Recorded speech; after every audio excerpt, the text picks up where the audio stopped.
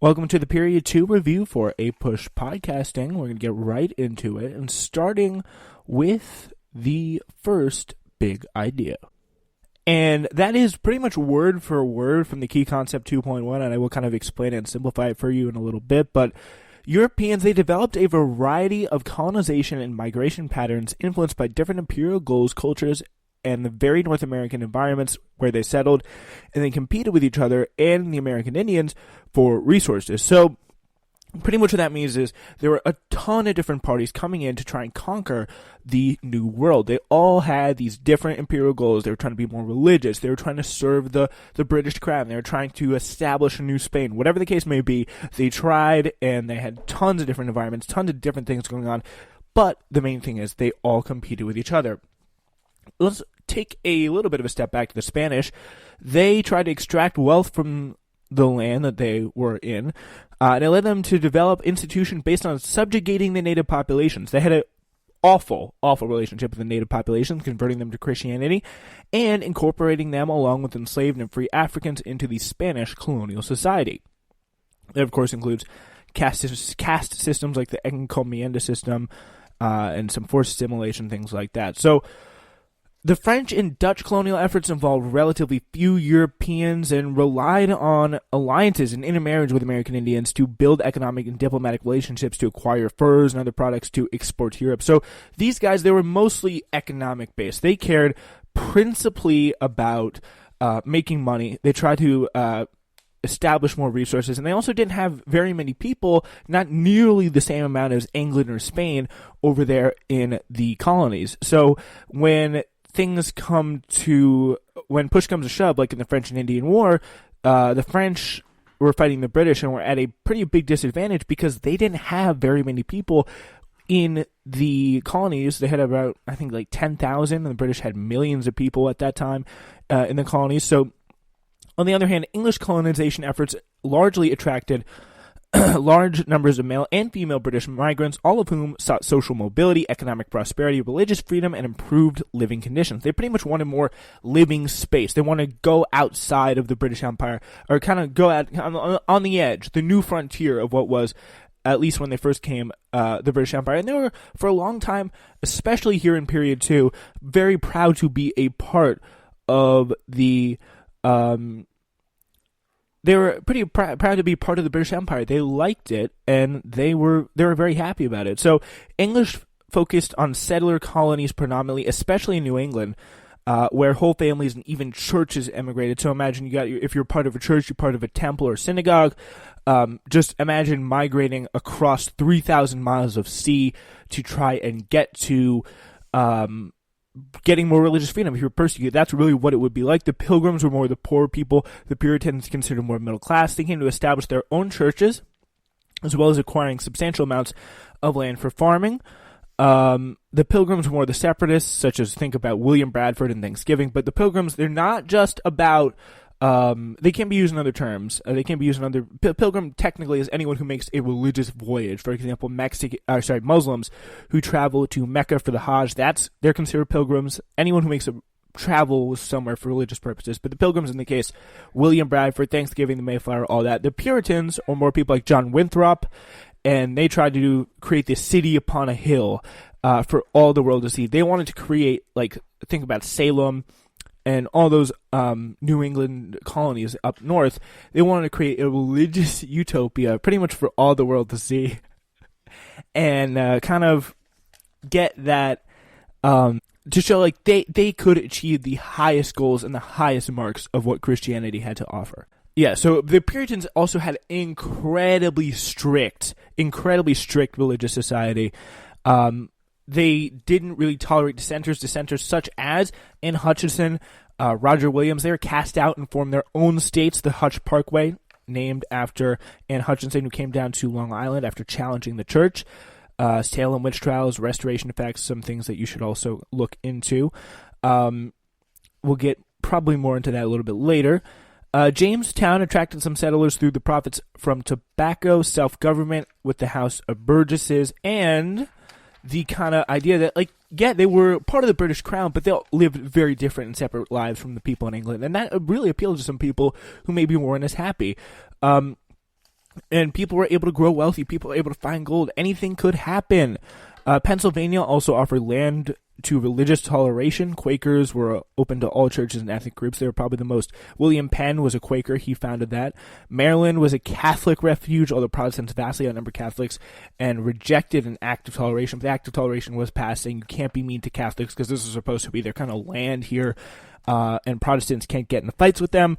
Rhode Island offered religious toleration as well, and a place to escape Puritan intolerance and conformity, because that religious utopia they tried to create did not always work out. So that was a bit of a drawback for some of the things that these people stood for. They didn't always agree, especially when when they started reading more, they started challenging the church, and that's when things kind of got ugly.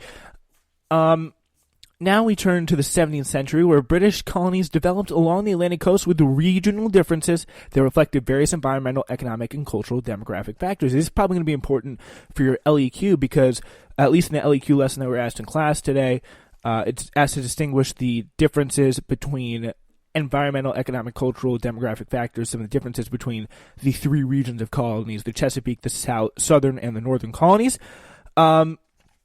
The Chesapeake and North Carolina colonies and the southern Mason-Dixon on down grew prosperous, exporting tobacco, which is a labor-intensive product initially cultivated by white, mostly male indentured servants, and later by enslaved Africans. And what brought that change? The Bacon Rebellion. It was the trigger event, shifting the Chesapeake from white indentured servants to African slaves.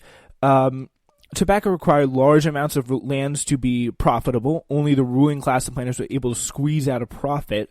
So for that purpose, people wanted to keep, especially the middle class, what the Bacon's Rebellion really was a class struggle between kind of the more wealthy and the large majority of farmers and planters who just tried to want to get that social mobility the New World had to offer. So pretty much what Nathaniel Bacon did is he led an uprising of kind of average Joe farmers, even though he was a son of a wealthy planter from England who kind of got sent there as the kind of the kid who didn't work out. But he led this popular uprising against the governor, William Berkeley.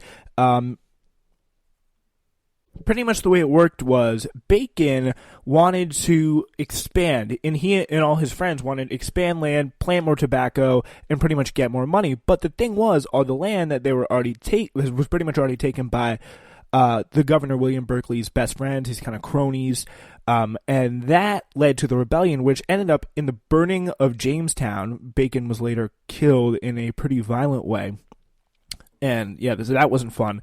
But that kind of just taught a lesson of the power of, and some of the conflicts over land that really would come, because what they wanted to do was, and the reason why Bacon wouldn't let them expand is he didn't want them to kill more Native Americans who were just continually being pushed out and out and out, west and west and west, until, of course, with Manifest Destiny coming up later, they couldn't expand anymore and had to pretty much be killed.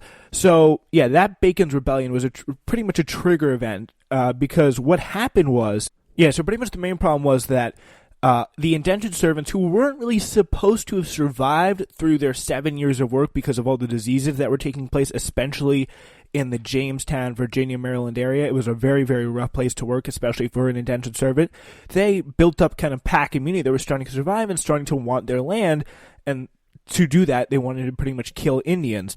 And that wasn't working out. So they realized they had to make rich people realized they had to bring in workers that had no chance of freedom, which was pretty much chattel African slavery. Slavery had to be from cradle to grave and going through the mother's line. So that means there was pretty much no escape of it.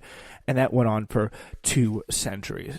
So, that race-based slavery thing it really was the trigger event that Bacon's Rebellion was, that kind of shifted from kind of indentured servitude to full-on servitude. You're not going anywhere. Tobacco produced colonies with few towns and churches, a very small middle class, and most of the population was either poor or enslaved. The rest were a very small, very wealthy minority. Up in New England, colonies initially settled by Puritans developed around small towns with family farms and achieved a thriving mix of economy a thriving mixed economy of agriculture and commerce. So the Puritans, what they were doing was going into the wilderness to create this kind of utopian religious city, pretty much demanded that all male settlers be treated roughly equal so the land was evenly distributed. Puritans migrated as church communities, and the laws required them to live closely together near churches and schools. So it was very centered around religion. Puritans required conversion experience for membership, which then allowed males to vote in Massachusetts. New England grew corn and beans and fished, so that was a big part of that. Fishing, too, was a big part of their food intake. They then sold some of the products, especially the crops, to South and Caribbean colonies. New England brought molasses and made rum. Trade built them into kind of shipping powder. So that was kind of the triangle trade, Columbian exchange kind of aspect that you've seen since probably like 7th grade, where like they're sending back raw materials over to England sending them back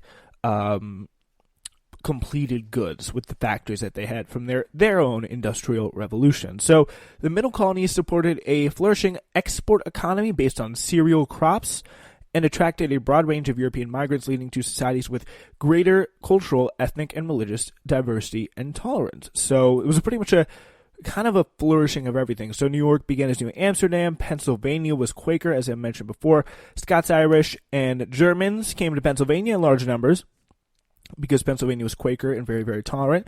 Middle colonies focused heavily on wheat and remained, again, diverse and tolerant pretty much throughout their existence. Of course, they still did use slave labor as well.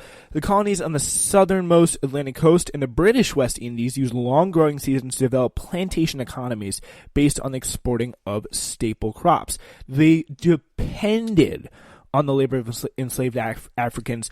A lot of the wealth down there, and especially really all over the country, was built on the labor of enslaved Africans, but really no more down the south. There was tons of slaves really everywhere, but the economy, especially in the South, was entirely based around the production of slave labor to grow and maintain and tend to the crops. So that was very, very important. African slaves merged African belief systems with Christianity, producing things like voodoo and Santeria, which would come in the Salem witch trials.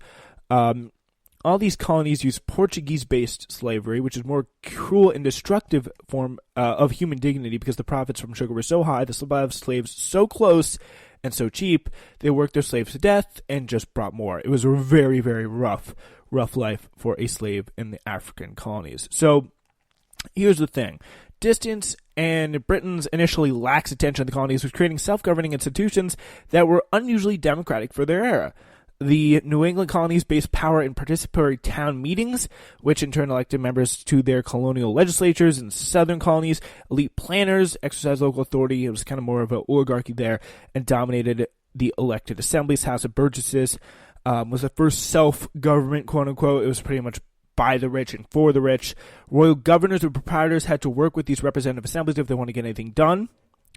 For a long time, though, actually, the assemblies controlled the governor's salaries, which made it difficult for the governor to actually assert any authority. So pretty much England let this all really slide until after the French and Indian War, where they decided to take a more close tact on what they were seeing in the New World. New England town meetings allowed most adult white males to participate in making laws, and the planter class in the South either required substantial property to vote or hold office, or they partied with their voters to get their votes, barbecues, and alcohol on Election Day. So that was kind of the thing that's definitely not allowed now, kind of electioneering to get the most votes. So, yeah, and handing out like loaves of bread would be a big thing that people would try to do to get votes from the poor of the area. So competition over resources between European rivals and American Indians encouraged industry and trade and led to more conflict in the Americas. So it really was almost a Western kind of economy. It really encompassed a lot of the Western Hemisphere, because what they were able to do through a mercantilist system, as I mentioned before, the colonies would export the raw materials and the mother country would kind of sell back the finished goods. Navigation Acts enforced trade with British only. Bribery and smuggling undercut these for decades, though. So the Navigation Acts were like, you can only really trade with British people if you're part of the British colonies.